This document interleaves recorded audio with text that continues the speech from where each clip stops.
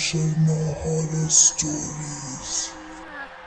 नमस्कार दोस्तों, स्वागत है आप सभी का एक और नई भूतिया कहानी के साथ। आज एक नहीं बल्कि दो कहानियां मैं आपको सुनाऊंगी।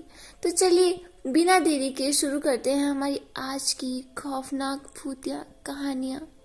दोस्तों, मेरा नाम उत्तम कुमार है। मैं झारखंड में एक आदिवासी इलाके का रहने वाला हूँ। ये जो घटना का मैं जिक्र करने जा रहा हूँ वो 2009 का है।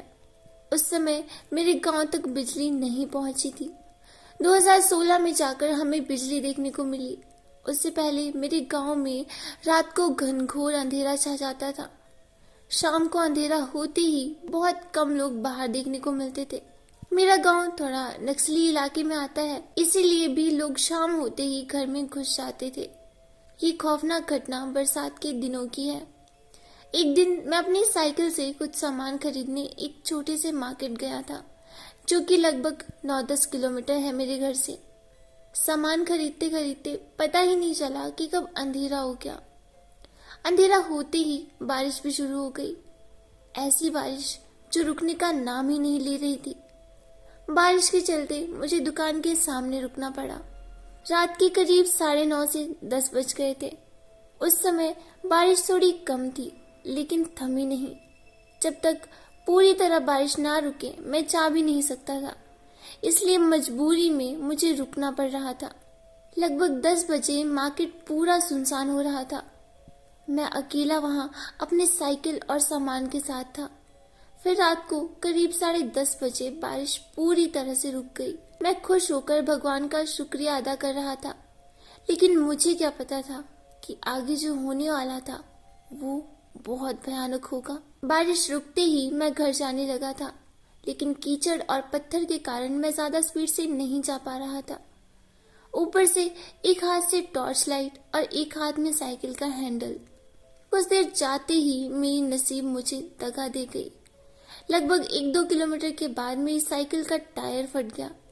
मेरे पास कोई और चारा नहीं था सिवाय साइकिल और सामान को उठाकर ले जाने के अलावा। बरसात के दिनों में रात के करीब 11:30 हो गए थे, जो कि काफी डरावने होते हैं। मुझे भी डर लग रहा था और मुझे अभी 5 से 6 किलोमीटर पैदल जाना था। गांव पहुंचने में करीब 2 से 3 किलोमीटर का डिस्टेंस बाकी था और टाइम करीब 12 या 12:30 हो रहा था।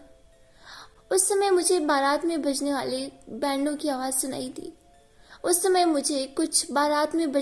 बैंड की आवाज सुनाई दी।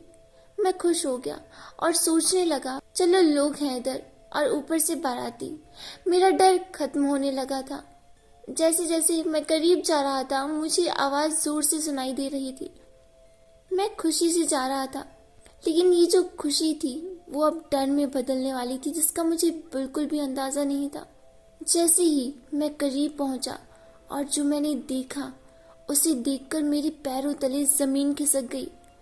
मैंने देखा कि जो बाराती थे उनके ना सर थे ना पैर सीधे थे। बिना सर और उल्टे पैर उन्हें देखकर मैं बहुत ज्यादा डर गया।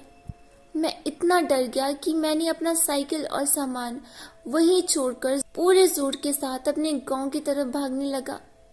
2 किलोमीटर का रास्ता मैंने 10-15 मिनट में तय कर लिया था। घर पहुंचते ही मैंने माँ और अपने पिताजी को सब बताया। वो भी ये सब सुनकर हैरान हो गए। उन्होंने साइकिल और सामान के बारे में पूछा तो मैंने बताया कि मैं डर के मारे सब कुछ छोड़ छाड़ के भाग आया हूँ। फिर हमने तय किया कि सुबह जल्दी जाकर देखेंगे। अगर नसीब अच्छा हुआ तो सामान और साइकिल दोनों मिल जाएंगे। फिर मैं और मेरे पिताजी दोनों सुबह सुबह उस जगह पर गए जहां मैं सामान और साइकिल छोड़ के भागा था।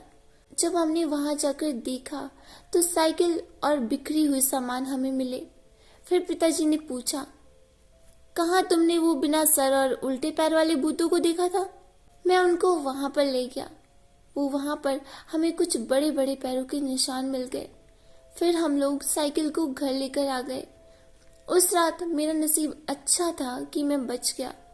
उस भयानक रात को मैं कभी नहीं भूल पाऊंगा। दोस्तों, ये थी हमारी आज की पहली भूतिया खौफनाक कहानी। तो चलिए दोस्तों, अब बढ़ते हैं हमारी अगली कहानी की ओर। ये कहानी पश्चिम बंगाल के एक छोटे से गांव की है। उस गांव में 100 से 200 लोग रहते थे। गांव में मोहन नाम का एक लड़का भी रहता था जो काफी घूमता फिरता रहता था। आसपास के जंगलों में जाके वो आम, बैर, जामुन आदि लाया करता था। उसकी ये आदत लगभग गांव के हर आदमी को पता थी। एक दिन वो हमेशा की तरह बारिश के दिनों में जामुन लेने जंगल चला जाता है और बहुत सारे जामुन लेकर वो घर आता है। घर में और गांव में भी वो लोगों को जामुन देता है। उस रात यूं हुआ कि वो अचानक से रात के 1:30 बजे बिस्तर से उठकर जंगल की ओर जाने लगता है। घर में उसकी माँ दरवाजा खोलने की आवाज सुनती है, लेकिन वो सोचती है कि शायद मोहन बाहर वॉशरूम गया होगा। लेकिन मोहन की माँ जब कुछ देर तक मोहन के आने की आवाज नहीं सुनती तो वो मोहन के पिता को बुलाती है और उनको इस बारे में बताती है। पहले तो मोहन के पिता बात टाल देते हैं, लेकिन जब मोहन आधा घंटा घर में नहीं घुसता तो वो लोग चिंतित हो जाते हैं। मोहन को खोजने के लिए उसके माता पिता घर से निकलते हैं। रात के 1 से 2 बजे, इतना अंधेरा और ऊपर से बरसात का महीना, मंजर काफी डरावना बना रही थी। दोनों ने अपने घर के आसपास मोहन को खोजने की कोशिश की, लेकिन मोहन नहीं मिला। फिर मोहन के माता पिता पड़ोस के 2 लोगों को बुलाकर जंगल की तरफ जाते हैं। जंगल के थोड़ा अंदर जाते ही उन्हें जो देखने को मिलता है वो देखकर वो सारे बहुत डर जाते हैं। वो लोग देखते हैं कि मोहन कुछ बिना सिर वाले भूतों के साथ नाच रहा है। मोहन का चेहरा भी काफी डरावना दिख रहा था।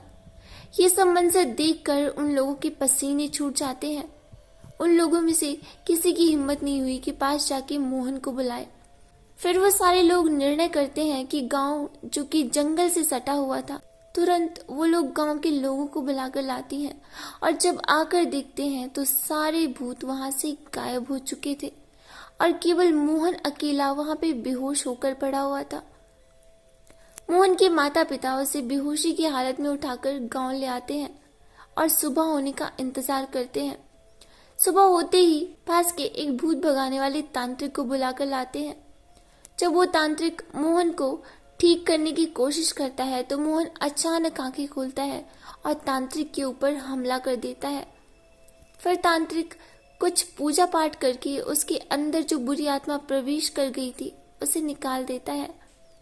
अब अचानक मोहन पहले जैसा हो जाता है।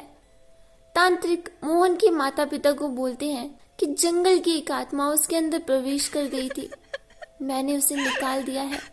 आप लोग उसे जंगल जाने मत देना, क्योंकि ऐसा दोबारा भी हो सकता है और अगर ये दोबारा उस जंगल में गया तो इसकी मौत पक्की है। मोहन के माता पिता और गांव के लोग मोहन के ठीक हो जाने के कारण बहुत खुश हो जाते हैं, लेकिन अभी भी मोहन के माता पिता और उनके साथ जो 2 लोग मोहन को खोजने गए थे उसे देखकर डर रहे थे, क्योंकि जो मंजर वो चारों ने जंगल में देखा था उसे इतनी जल्दी भूलना बिल्कुल आसान नहीं था। तो दोस्तों, ये थी हमारी आज की सच्ची खौफनाक भूतिया कहानियां। ये मैंने इंटरनेट पर से किसी वेबसाइट से ली है। आई होप आपको ये कहानियां पसंद आई होगी। अगर इसी तरह की आप और कहानियां सुनना चाहते हैं तो आप मेरे चैनल को जरूर सब्सक्राइब करिएगा। तो मिलते हैं अगली वीडियो में ऐसी ही डरावनी खौफनाक कहानियों के साथ।